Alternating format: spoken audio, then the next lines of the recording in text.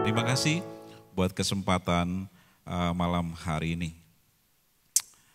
Langsung saja Bapak Ibu Saudara kita membuka Alkitab kita. Saya percaya sebagian dari Bapak Ibu kenal sama saya. Saya adalah mantu dari almarhumah Bunda Ibu Prapti ya, yang sangat kami cintai. Kita langsung saja buka Alkitab kita Bapak Ibu, kita dalam kitab Kisah Rasul pasal yang ke-19 ayat yang kedua.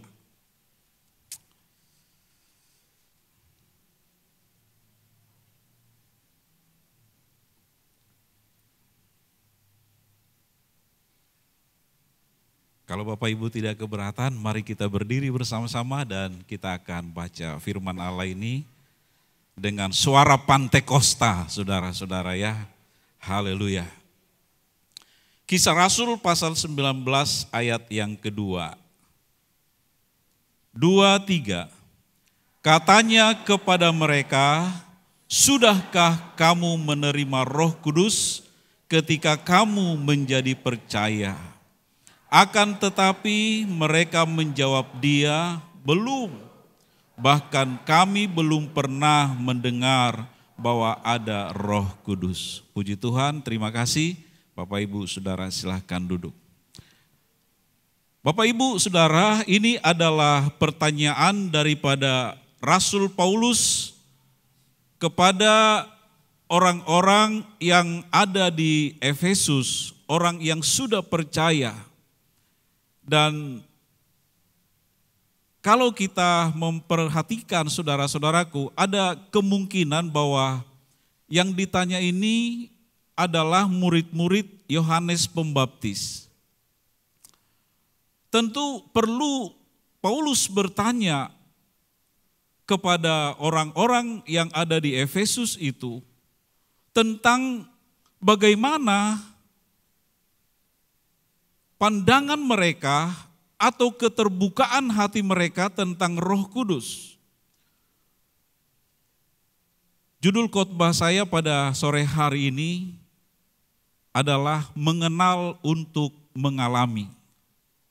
Nah, lalu kemudian Paulus bertanya, apakah kamu sudah menerima Roh Kudus?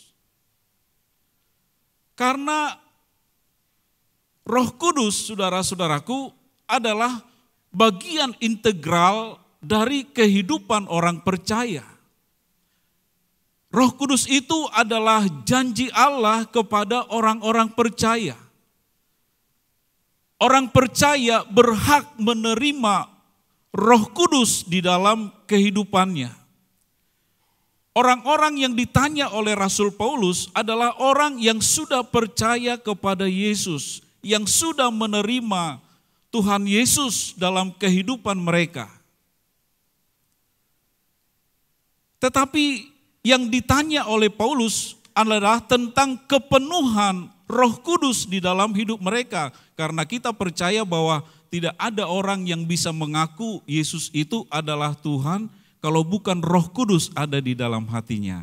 Amin. Roh Kuduslah yang membuat orang bisa percaya kepada Yesus.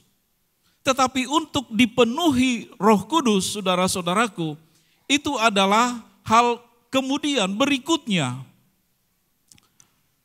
Karena Rasul Paulus mengetahui atau memberikan sebuah kepastian bahwa dipenuhi adalah Roh Kudus adalah sebuah hak daripada orang percaya karena Roh Kudus itu adalah janji Allah.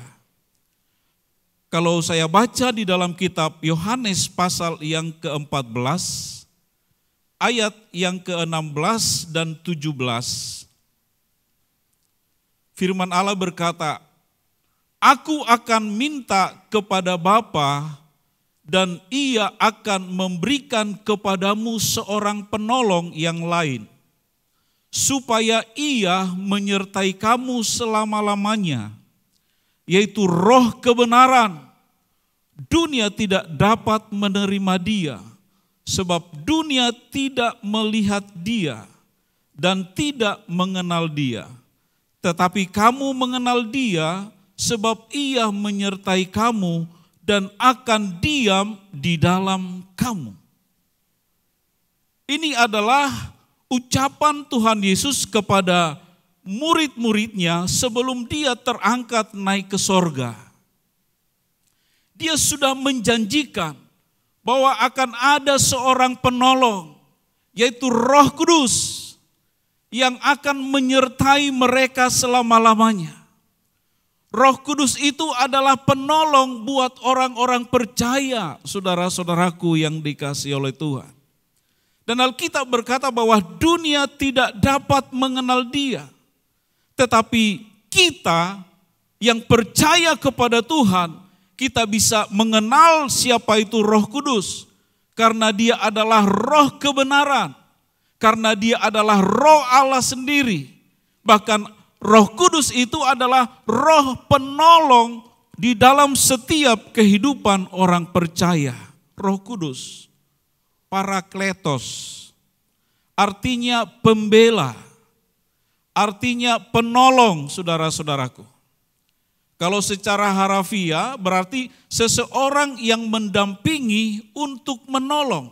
Dan itulah peran Roh Kudus di dalam hidup kita. Dia mendampingi kita untuk selalu menolong kita. Amin. Dia mendampingi saudara dan saya untuk selalu menolong kita di dalam segala keadaan, di dalam segala kesulitan. Dia adalah Parakletos. Dia juga disebut penghibur. Dia juga disebut penasehat. Dia juga disebut pembela, saudara-saudaraku. Banyak pengertian daripada kata Parakletos itu. Artinya ini perlu dipastikan oleh Rasul Paulus kepada jemaat yang ada di kota Efesus. Dan juga kepada saudara dan saya, orang-orang yang sudah percaya kepada Dia, yang sudah ditebus oleh darah Yesus. Dia mau supaya kita tetap kuat, saudara-saudaraku. Tentu harus ada yang menolong kita di setiap saat, di setiap waktu, di dalam setiap langkah kehidupan kita. Roh Kudus, Dia adalah sebagai penolong. Roh Kudus menolong kita dalam hal apa, saudara-saudaraku? Saya coba melihat beberapa ayat dalam Alkitab. Bagaimana Roh Kudus menolong kita. Kita membuka di dalam kitab Yohanes pasal yang ke-14 ayat yang ke-26. Dalam kitab Yohanes pasal yang ke-14 ayat yang ke-26, saudara-saudaraku. Demikian firman Allah berkata, tetapi penghibur, yaitu Roh Kudus, yang akan diutus oleh Bapa dalam namaku, Dialah yang akan mengajarkan segala sesuatu kepadamu dan akan mengingatkan kamu akan semua yang telah kukatakan kepadamu. Haleluya. Dikatakan tetapi penghibur, yaitu Roh Kudus itu yang diutus oleh Bapa, Dialah yang akan mengajarkan segala sesuatu kepadamu. Pertama, saudara-saudaraku, Roh Kudus menolong kita untuk kita bisa mengerti firman Tuhan. Amin.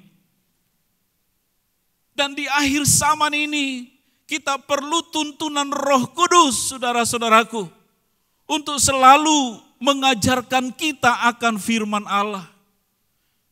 Karena akan banyak pengajaran-pengajaran yang palsu. Bahkan seringkali kita dengar di YouTube orang mencomot ayat, lalu mencoba mencari kelemahan Alkitab, mencoba saudara-saudaraku memutarbalikkan kebenaran. Dan kalau bukan Roh Kudus yang mengajarkan kepada kita, kita pun bisa terbawa, saudara-saudaraku. Bapak, Ibu, saudaraku, Roh Kudus yang akan mengajarkan kita. Bahkan di dalam ayat ini dikatakan, Dialah yang akan mengajarkan segala sesuatu kepadamu dan akan mengingatkan kamu akan semua yang telah kukatakan. Jadi Roh Kudus juga akan selalu mengingatkan kita tentang firman Allah. Dia tidak berkata-kata dari dirinya sendiri, saudara-saudaraku. Tapi apa yang dia sampaikan kepada kita adalah firman kebenaran. Karena dia adalah roh kebenaran. Dia akan mengingatkan kita akan firman Tuhan ketika kita, saudara-saudaraku, bisa kita lupa. Iya kan?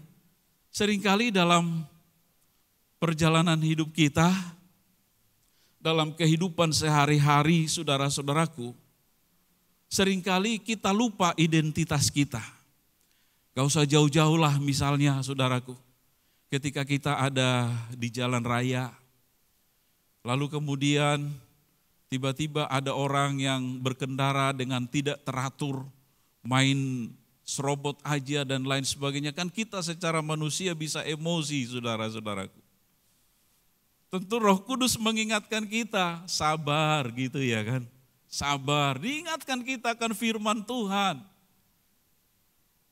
Ketika orang mungkin menyakiti kita, mungkin orang bisa merugikan saudara dan saya, atau mungkin orang menjelek-jelekkan kita, memfitnah kita.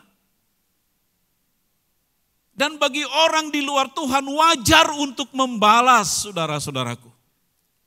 Wajar untuk kembali berbuat seperti apa yang dibuat kepada kita. Tetapi Roh Kudus datang mengingatkan firman Allah, ampuni dia. Iya kan, saudaraku? Dia ingatkan kita akan kebenaran. Dia mengajarkan kita akan firman Allah.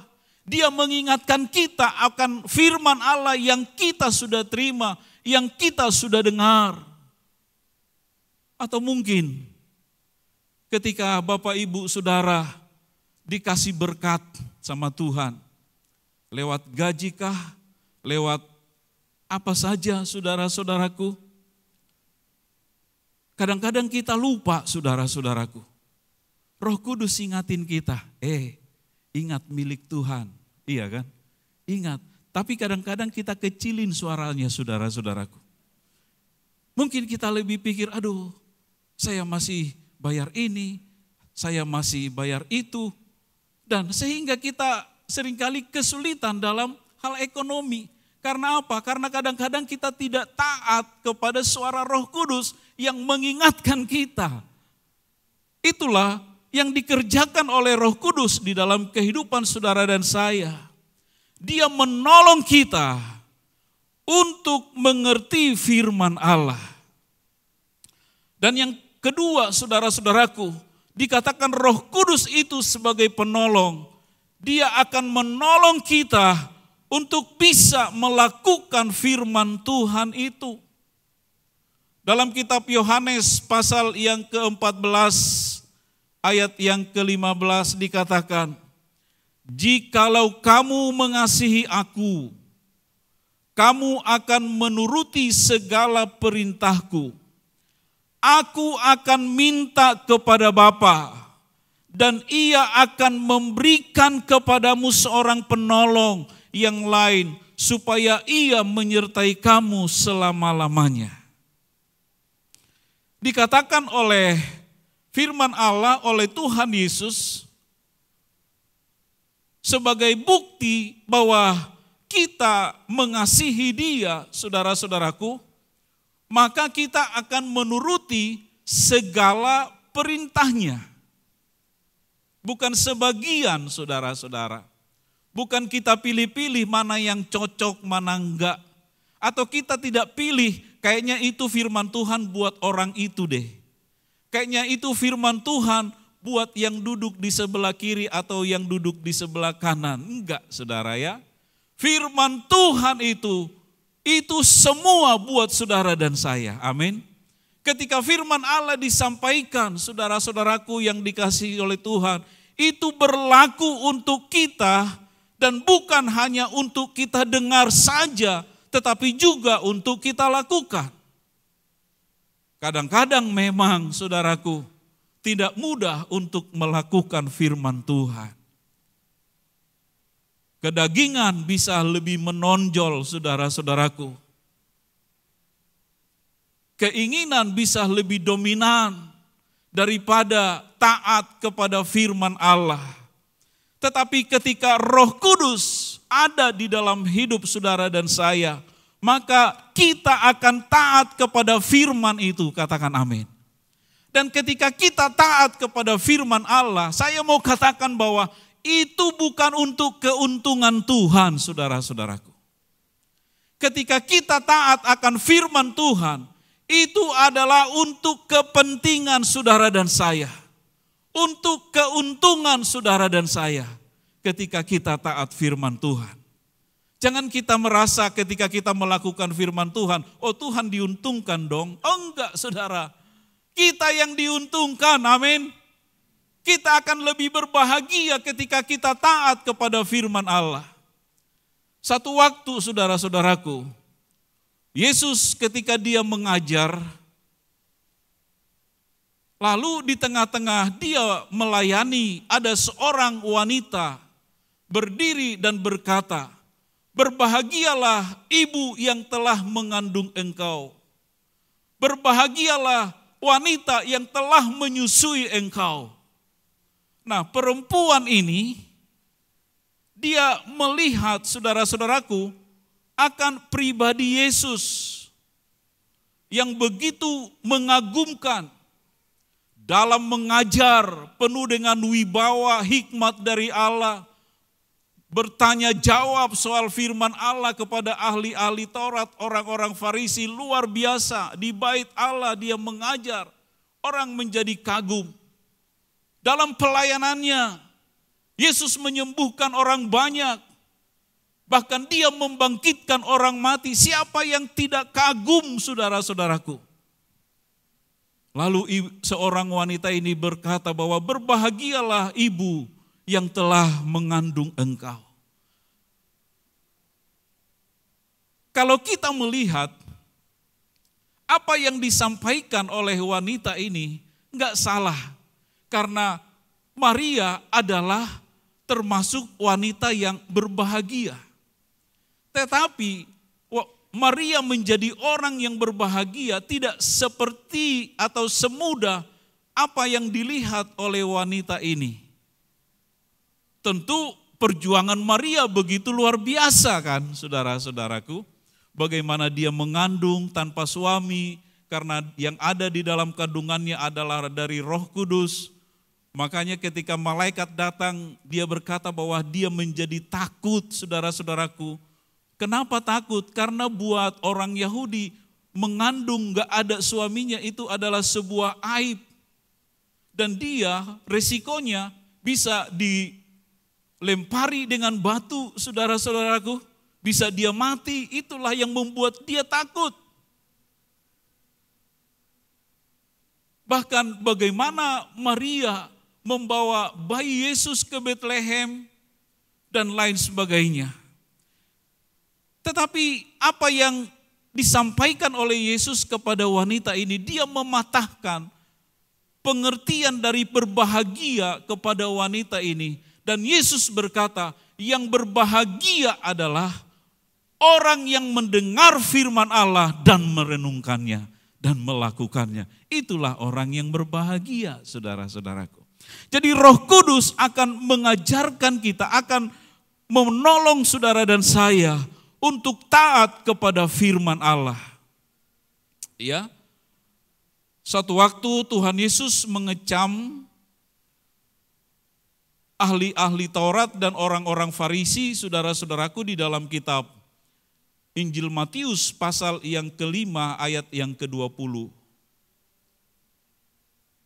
Dalam kitab Injil Matius pasal yang ke-5 ayat yang ke-20 dikatakan, maka aku berkata kepadamu, jika hidup keagamaanmu tidak lebih benar daripada hidup keagamaan ahli-ahli Taurat dan orang-orang Farisi, sesungguhnya kamu tidak akan masuk ke dalam kerajaan sorga.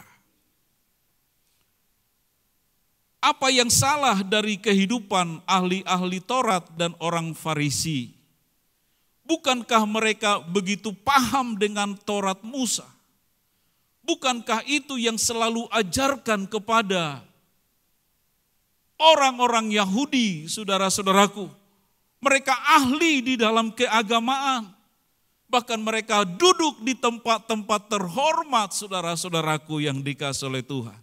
Tapi Tuhan Yesus bilang, kalau hidup keagamaanmu tidak lebih dari ahli-ahli Taurat dan orang-orang Farisi, kamu tidak layak, dikatakan kamu tidak akan masuk ke dalam kerajaan sorga. Yang salah dari kehidupan mereka adalah mereka hanya memahami, mengerti, tetapi mereka tidak bisa melakukan apa yang mereka ajarkan.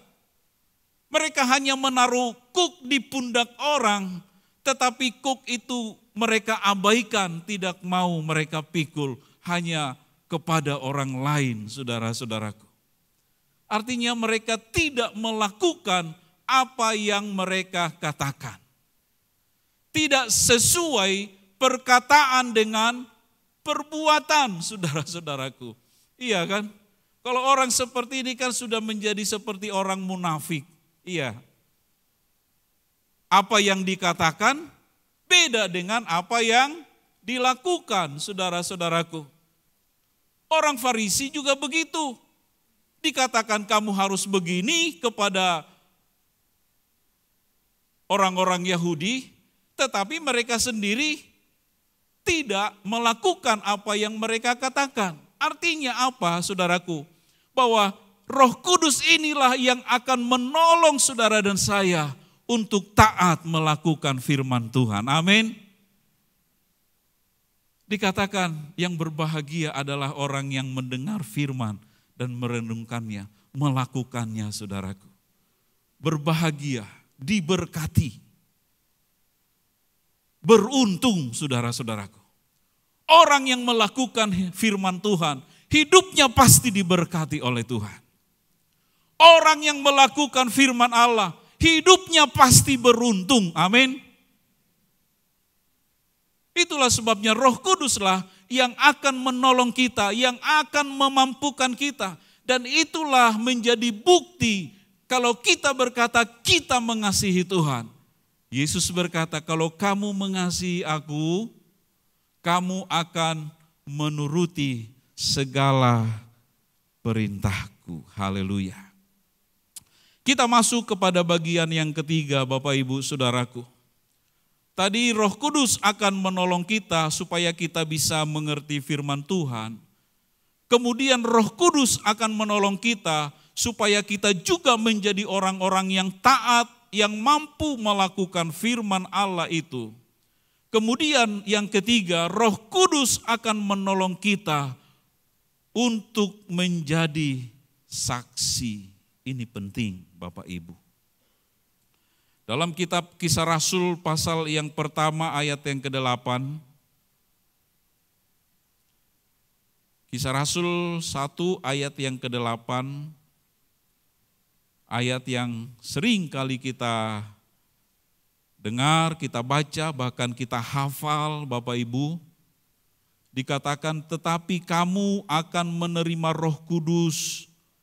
Tetapi kamu akan menerima kuasa kalau Roh Kudus turun ke atas kamu. Dan kamu akan menjadi saksiku di Yerusalem dan di seluruh Yudea dan Samaria dan sampai ke ujung bumi. Kita akan menjadi saksi. Dan Roh Kudus akan menolong kita untuk menjadi saksi. Kita akan menjadi alat di tangan Tuhan untuk memberitakan kerajaan Allah, saudara-saudaraku. Itulah sebabnya penting buat kita untuk dipenuhi oleh Roh Kudus, supaya kita bisa menjadi saksi. Namanya juga menjadi saksi, saudara-saudaraku. Seseorang bisa dikatakan saksi kalau dia melihat, kalau dia merasakan, iya kan? Kalau dia mengetahui dengan persis, baru disebut dia saksi kalau dia mengalami. Dan saudara dan saya dikatakan akan menjadi saksi daripada Tuhan di tengah-tengah dunia ini. Tapi seringkali saudara-saudaraku, kita, kenapa ya? Mungkin ada orang yang bersaksi, ada yang takut, ada yang malu, ya kan? Ketika mau bersaksi, malu, takut dibilang sok rohani, ya. Boleh juga, bagus juga saudaraku dalam ibadah-ibadah ada kesaksian. Dan puji Tuhan, saya beberapa kali ibadah di tempat ini kalau dibuka ruang kesaksian, berlomba-lomba orang untuk bersaksi saudaraku.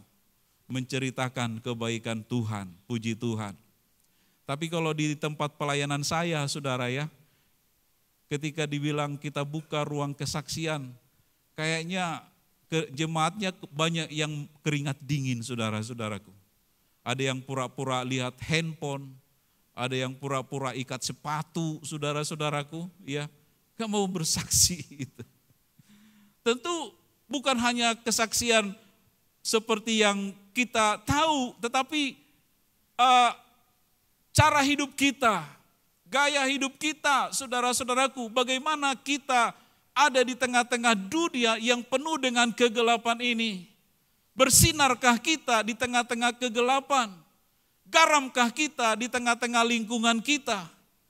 Garamkah kita di tengah-tengah keluarga, di tengah-tengah kehidupan bermasyarakat dan lain sebagainya? Dan Roh Kuduslah yang akan memampukan kita, yang akan menolong kita supaya kita menjadi saksi. Saya ingat ketika saya masih sekolah Alkitab, saudara-saudaraku, guru kami sering berkata, jangan keluar dari sekolah Alkitab kalau belum penuh Roh Kudus. Jangan bersaksi kalau belum penuh dengan Roh Kudus. Karena apa? Karena kalau kita bersaksi, kita melayani hanya mengandalkan kekuatan kemampuan kita, enggak ada artinya saudara-saudaraku yang dikasihi oleh Tuhan. Ya, Rasul Paulus pun berkata seperti itu. Saya baca di dalam 1 Korintus pasal 2 ayat yang keempat. 1 Korintus pasal 2 ayat yang keempat. Dikatakan, baik perkataanku maupun pemberitaanku tidak kusampaikan dengan kata-kata hikmat yang meyakinkan, tetapi dengan keyakinan akan kekuatan roh. Paulus, siapa yang gak kenal Paulus, saudara-saudaraku? Rasul yang sangat dihormati, bahkan latar belakangnya begitu dikagumi oleh orang. Seorang ahli Taurat, orang Yahudi, saudaraku, orang Ibrani. Banyak hal yang dimiliki oleh Rasul Paulus, kebanggaannya yang orang lain tidak punya. Dia juga adalah orang yang berpendidikan tinggi.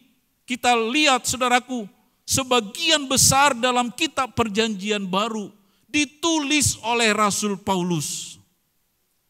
Tetapi dia pun berkata bahwa di dalam pemberitaan, di dalam melayani Tuhan, perkataanku maupun pemberitaanku tidak kusampaikan dengan kata-kata hikmat yang meyakinkan, tetapi dengan keyakinan akan kekuatan roh. Amin. Jadi kita harus melayani dengan kekuatan roh, saudara-saudaraku. Apapun pelayanan kita, kita harus melayani dengan kekuatan roh. Apa saja yang kita kerjakan, saudara-saudaraku, Roh Kudus andalan kita. Dan dialah yang akan menolong saudara dan saya untuk menjadi alat di tangan Tuhan. Haleluya. Ya. Roh Kudus akan memampukan kita menjadi saksi.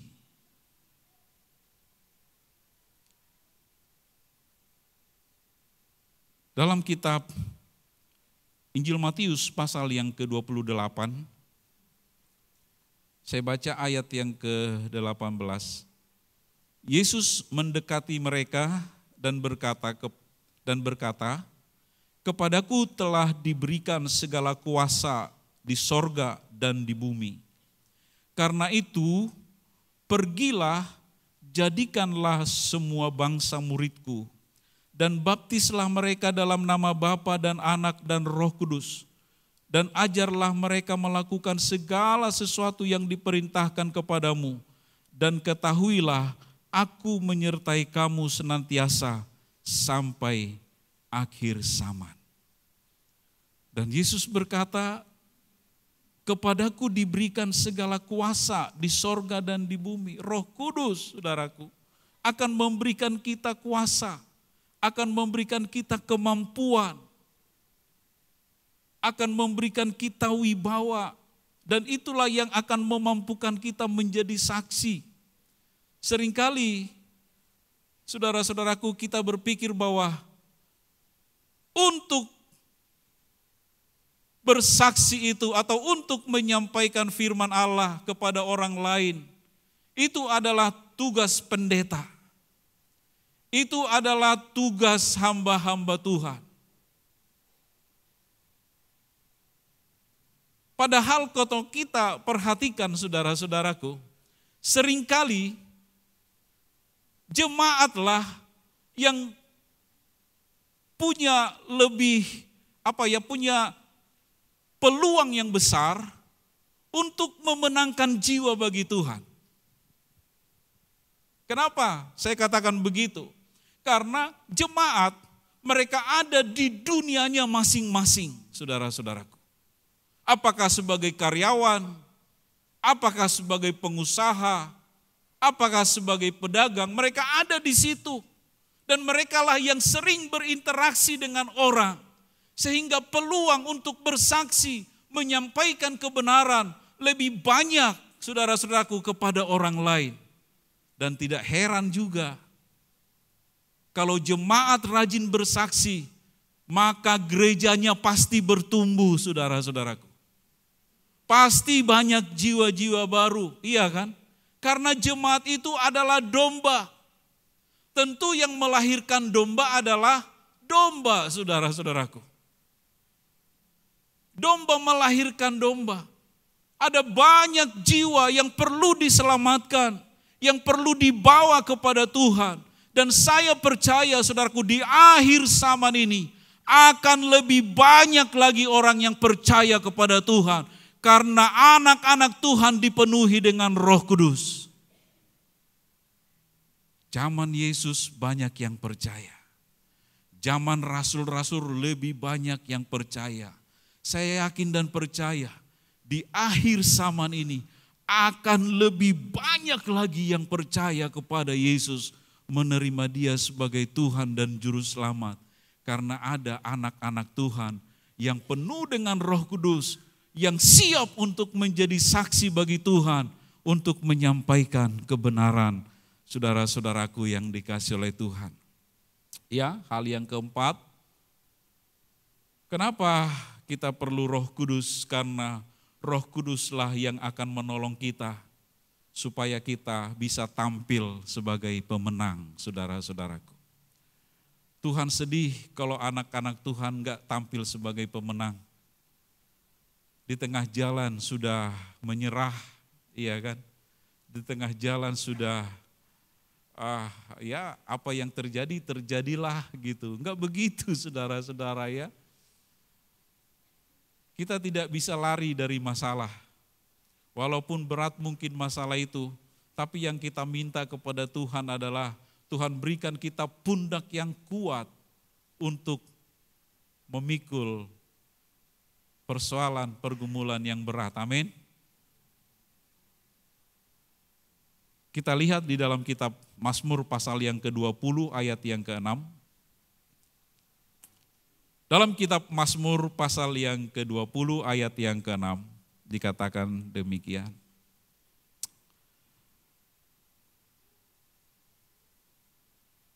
Sekarang aku tahu bahwa Tuhan memberi kemenangan kepada orang yang diurapinya dan menjawabnya dari sorganya yang kudus dengan kemenangan yang gilang gemilang oleh tangan kanannya.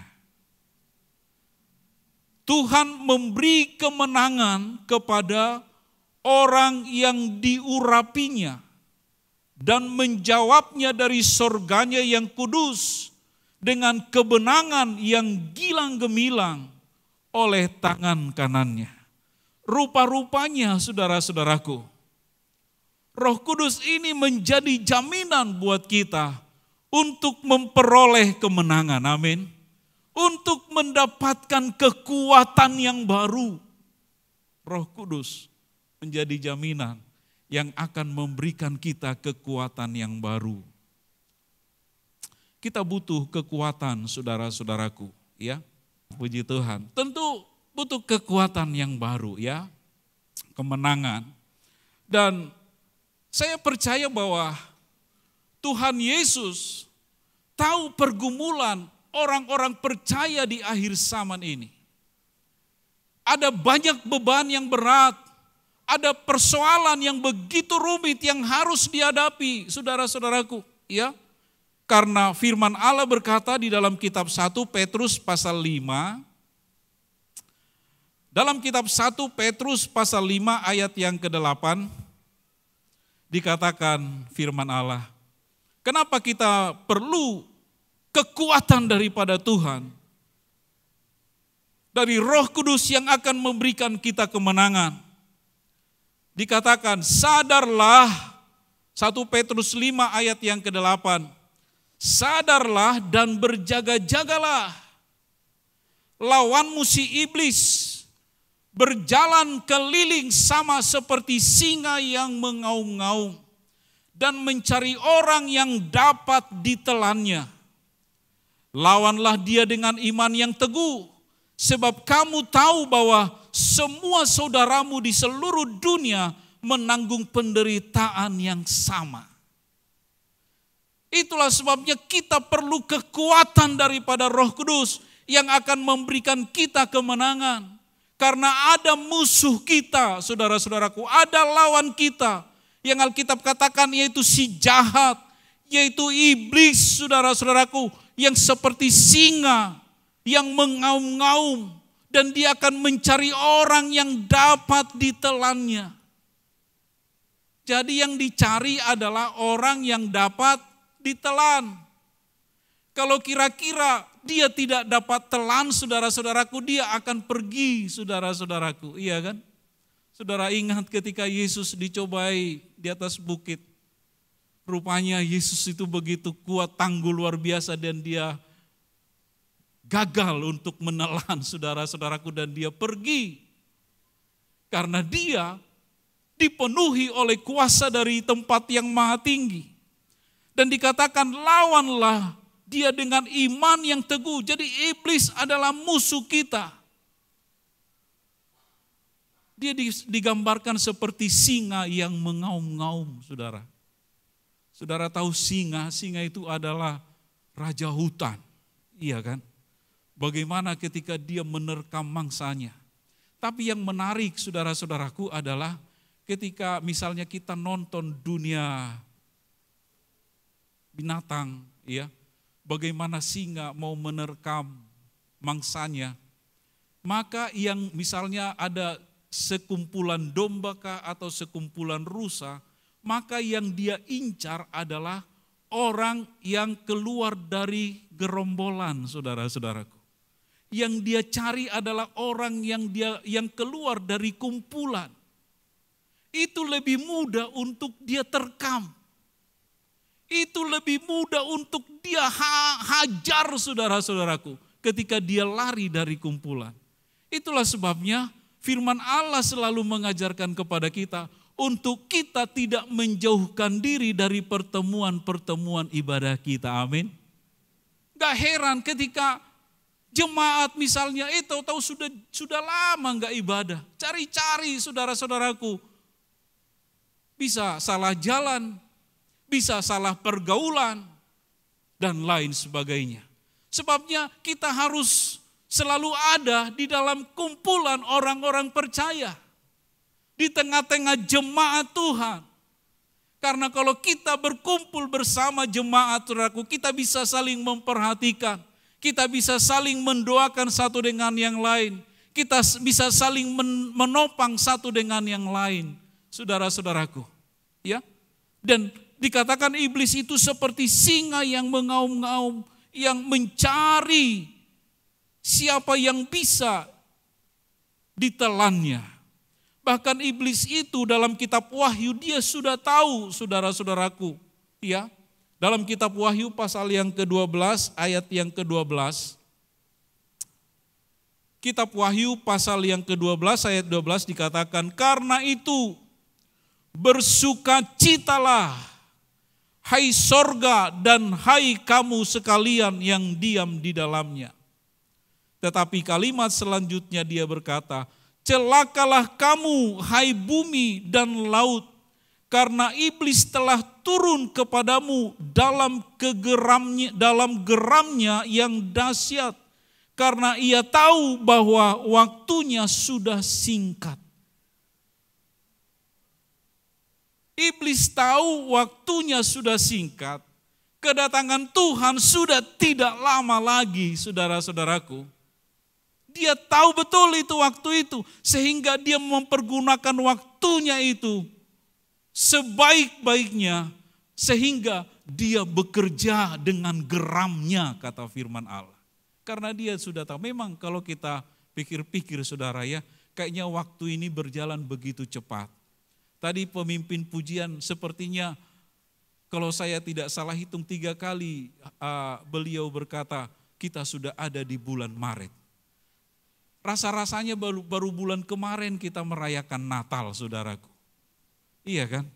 Tahu-tahu udah masuk bulan puasa. Tahu-tahu sebentar lagi Lebaran.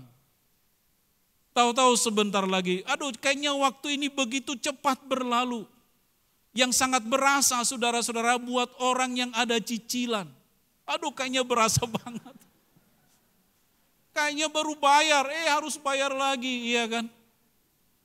Bayaran anak sekolah, rasanya baru kemarin bayar uang sekolah, harus bayar lagi. Kayaknya dikejar waktu. Ternyata iblis memanfaatkan ini Bapak Ibu Saudara. Dia tahu waktunya sudah dekat, sudah singkat. Makanya juga dia bekerja dengan begitu geram, berusaha. Dia akan mencari orang yang dapat ditelannya sebanyak mungkin untuk bisa bersama-sama dia ada di dalam api neraka. Tetapi syukur kepada kita anak-anak Tuhan yang penuh dengan Roh Kudus. Kita pun tahu waktunya sudah tidak lama lagi. Yesus akan datang kembali, saudaraku. Kalau iblis mempergunakan waktunya sebaik-baiknya, apalagi kita anak-anak Tuhan, waktu ini kita harus pergunakan sebaik-baiknya. Dan kita harus menjadi pemenang, saudaraku. Tuhan memberikan kemenangan yang gilang gemilang kepada orang-orang yang diurapinya. Jadi Roh Kudus akan menolong kita untuk mengerti firman Allah. Roh Kudus akan menolong kita untuk melakukan firman Tuhan. Roh Kudus akan memampukan kita menjadi saksi di tengah-tengah dunia yang gelap ini. Dan Roh Kudus memberikan jaminan, Dia akan memberikan kemenangan buat saudara dan saya dengan gilang gemilang. Haleluya, puji Tuhan, Tuhan memberkati kita semua.